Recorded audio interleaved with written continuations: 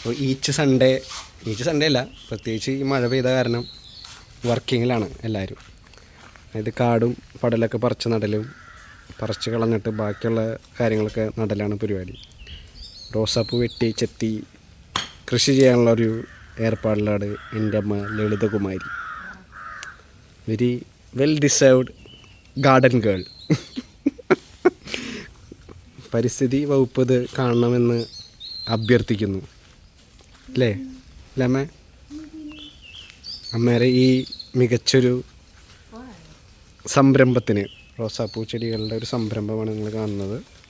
കുട്ടിലിൻ്റെ അപ്പുറത്തെ വശത്ത് നടാനാണ് അമ്മ പ്ലാൻ ചെയ്യുന്നത്. അമ്മ അല്ലേ? പാതിരാത്രിക്ക് വീട് വിട്ട് പോകുന്നതാണ് എൻ്റെ കല്യാണി കുട്ടി. ഇന്നലെ എങ്ങടെ പോയേ?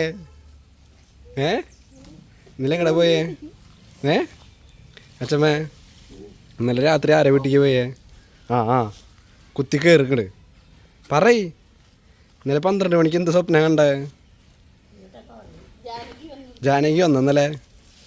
അച്ഛന്മാരെ വല്യമ്മയാണ് ജാനകി എന്ന് പറയുന്നത്. വല്യമ്മല്ല, സ്വന്തം ചേച്ചി. ഡബിൾ ഇരട്ടകളാണ് ഇവർ. പറയ്. അവർ ട്വിൻസാണ് guys.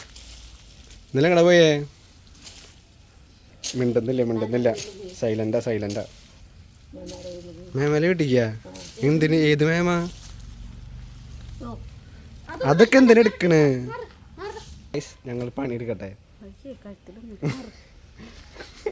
This is my complex ലളിത.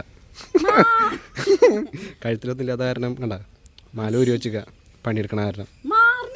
പണിയെടുക്കട്ടെ. ഇനി ഫോൺ എടുത്ത് കഴിഞ്ഞാൽ തല്ല് കിട്ടും.